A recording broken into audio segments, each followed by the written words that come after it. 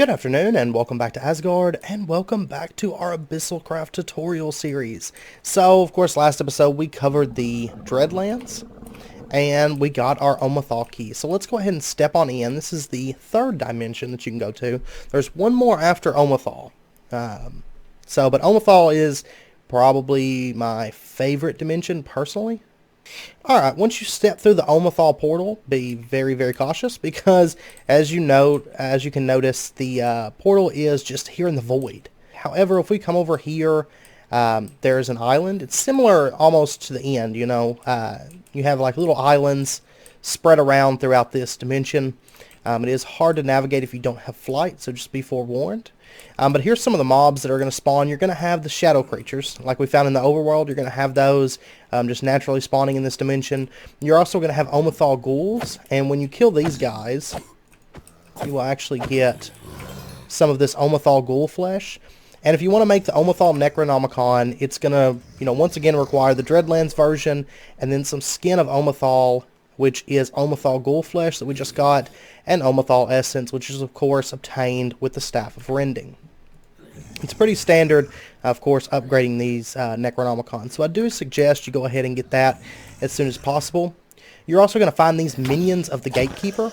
Now these guys you will definitely want to kill because they can drop these Eldritch Scales. Now the first one I killed, it didn't have one, but the second one had one. By the way, the mobs in this area are probably some of my favorite. They look really, really cool. These Eldritch Scales, you're going to use these to make the Abyssalcraft, which is the final Necronomicon, as well as some of these coin engravings, which we'll get into a little bit later in this episode. So anyway, these remnants here, you can actually right-click on these and you can trade with them. And you can get, different books and stuff. The way... He says, sorry, I'm currently busy with a customer. Come back later. Let's go ahead and cover the coin engraving. So, to make the engraver, it's fairly cheap. You're going to need some stone, a lever, an anvil, and then some of these blank coin engravings. And these just require stone slabs and iron, and you'll notice that they have 50 durability. So let's go ahead and set this thing up. And you'll notice that it has 2 slots for input. Now what you're going to do is let's get a coin. These coins are crafted by just using some ingots along with some flint. And if you notice, you can use copper, you can use iron, and you can use tin as well. And you can also change engraved coins back into standard coins using a little bit of XP and some coin engraving. So let's go ahead and put some blank coins in there. And let's get ourselves a coin engraving. So, for example, if we wanted the Cthulhu engraving, you're going to need an Elder coin engraving and some Shoggoth flesh. Now, these Elder coin engravings, you're just going to get a blank coin with some F-Axiom, which we'll cover that, how to get that in just a second. But, for example, let's go ahead and snag ourselves maybe a Jazar. We'll get a Jazar engraving. So anyway, whenever you put your engraving in there, it's going to start engraving those coins. I don't suggest you put a bunch of engravings in there. Do them one at a time, because otherwise it's going to do durability damage to all of them. But anyway, so we have our engraved coin, and now what we can do is we can go talk to one of these remnants. And if we go talk to a remnant, of course this one is just buying, so if you give him rotten flesh, he'll give you Elder engraved coins. And sometimes you'll find ones that actually sell things. But you can kind of use those as kind of like a villager system. So that's how to use the engraver. By the way, you can also kill these remnants if you so desire, and they'll drop that Eldritch Scales as well. And this F-Axiom that I was talking about, I'm going to show you how to get that. One thing to note though, this F-Axiom cannot be broken by any standard pickaxes. So for example, if I grabbed, say a Draconic pick, which is of course a very high level pick, this can break it. It is very, very slow. But for the most part, it's going to be really hard to find anything that will break this F-Axiom. Now you'll notice it's not spawning here. It will spawn once we get to the dungeon of this area. But to actually get yourself some of that F-Axiom initially, because the only way to break it is going to be using a pick that's made out of it. So initially what you're going to have to do is you're going to have to transmute in stone to get F-Axiom. And it's going to make a block of it. And then what you can do is you can then smelt that to get your ethaxium bricks. Now to get those ethaxium ingots, you're going to either, there's a few different options you have. You can either use ethaxium bricks with a life crystal, which is created by using crystallized carbon, hydrogen, nitrogen, oxygen, phosphorus, and sulfur to get those life crystals. In addition, you can also use oblivion catalysts, and you can also do a ritual using only 4 ethaxium bricks and a life crystal with 1000 PE in Omothol to get your ethaxium ingots. So it's really just up to you. Of course, this crystallized stuff, you can look in JEI and say that, like, say blocks of coal give you crystallized carbon, and so on. Another really nice thing that you can craft that works really, really well with, of course, crystallizing those materials is you can make these crystal bags. Now, there's different tiers of them.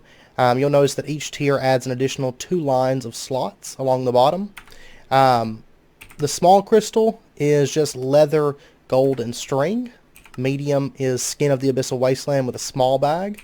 Large is skin of the Dreadlands with a medium bag. And huge is skins of Omothol with the large bag. And then there's one last machine here, the Materializer, which can be crafted using liquid antimatter blocks of ethaxium, so it's a little bit expensive, and then you need some ethaxium bricks and some obsidian. However, as of right now, it doesn't really seem to have much use. There's another remnant that actually sells things here, sells these Hastra charms, which we'll get into those in a second. But this Materializer, once it's implemented so that it can actually create things, what you'll do is you'll put a Necronomicon into there and a crystal bag with some materials in it, and you should be able to select different things that you can craft using those materials. I went ahead and filled it up with a bunch of different stuff. However, so far it doesn't really seem to produce anything to date.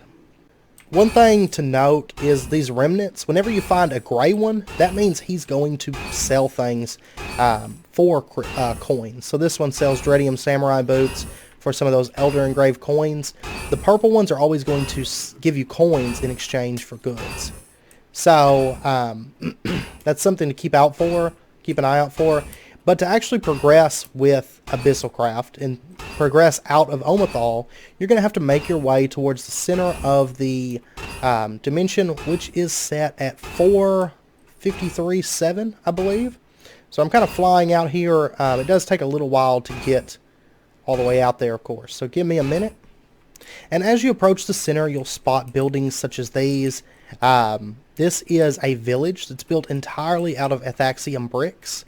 And inside of the village houses, there's different remnants here. This one will actually trade coins for engraved coins, so you can change up some of those.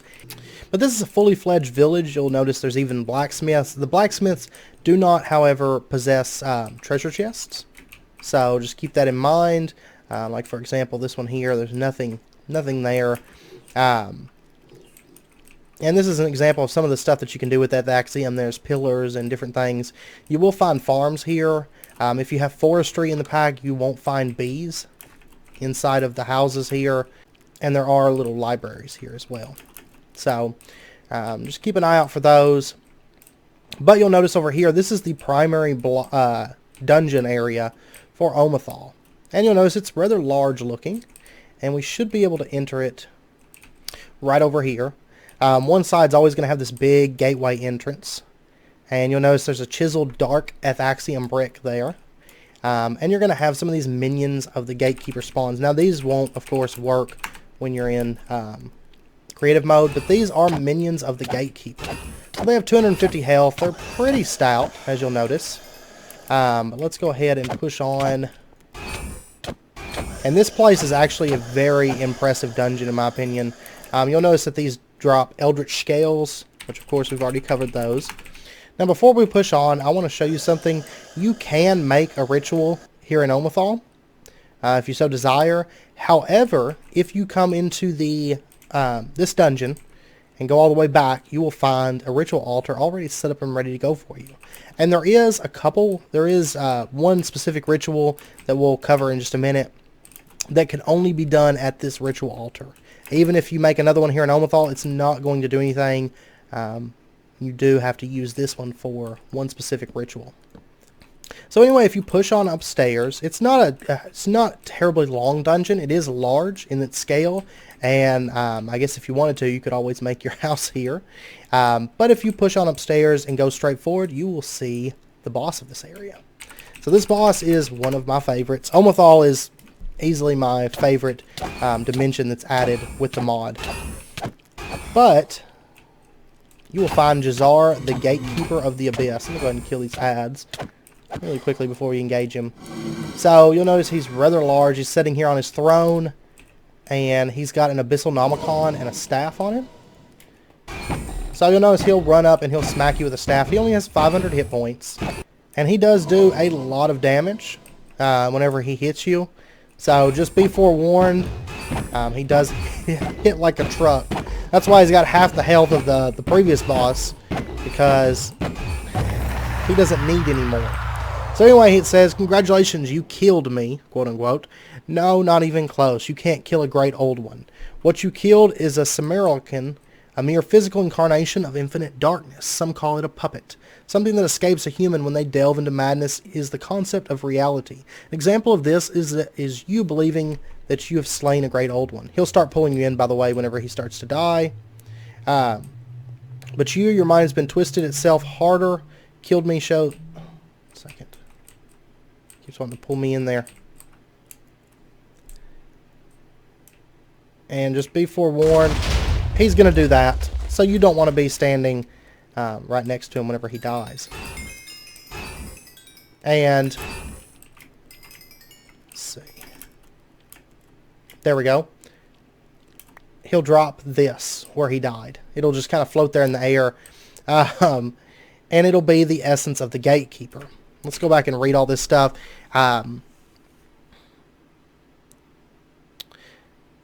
Something that escapes a human when they delve into madness is the concept of reality. An example of this is you believing that you've slain a great old one. Any sane person would realize that going after such a powerful being is nothing but certain death. But your mind has been twisting itself harder the more knowledge you've gained. The fact that you thought for a second that you had killed me shows just how insane you've become.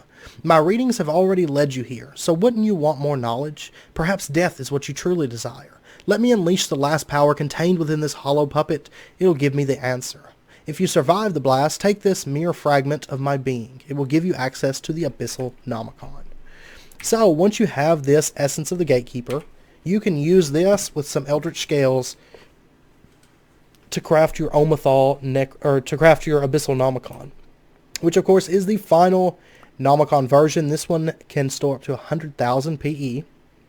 And some of the rituals that are added, of course, we covered the Ethaxium Ingot, and but there's this ritual of reverse time. Now, this requires you to use the ritual altar that's found here inside the Temple of Jazar, which is, of course, this ritual altar. And what the ritual of reverse time does, it requires 4 Omothal Essence and 4 Shards of Oblivion, and it's going to let you turn back time and fight Jazar again, in case you didn't manage to get a fragment of the his power. So just a heads up on that. And then in addition, you can craft these new charms. Now, if you recall, way back in, I believe, episode 2, we covered PE generation, and we also covered the charms briefly. Now, these charms are specifically tied to a certain deity. So there's Cthulhu, there's Hastur, there's Jazar, Azathoth, Netherlotep, Yog-Sothoth, Shub-Niggurath, and that's it. And of course we have the upgraded pedestals and the new Staff of Rending. Now what these do is these will actually give a lot more power, a lot more range, a lot more duration effect, but they only affect the deity that, of course, the charm is tied to. So for example, you could not use a Cthulhu charm on a Yog-Sothoth. You have to use a Cthulhu charm on a Cthulhu statue. So just a heads up on that. And of course they take a little bit more to craft here. You'll note that they require shadow fragments, redstone, and then a standard Cthulhu charm, for example. And the Cthulhu charm, the standard one, takes the engraved coins and one of the ritual charms with 2000 PE and an Abyssal Nomicon in order to craft that. And once you get the Abyssal Nomicon, there's just a few added rituals. Mainly you can craft the statues based on the different gods using some different essence and some different flesh, Abyssal Shoggoth, we've got Eldritch Scales, and so on. Allowing you to craft those statues right up. You can also make the Dreadlands Infused Power Stone using Corellium Infused Stone and Dreadlands Essence. You can make, of course, those charms that we just talked about. And then you can also make the Staff of Jazar, which is basically just a new Staff of Rending.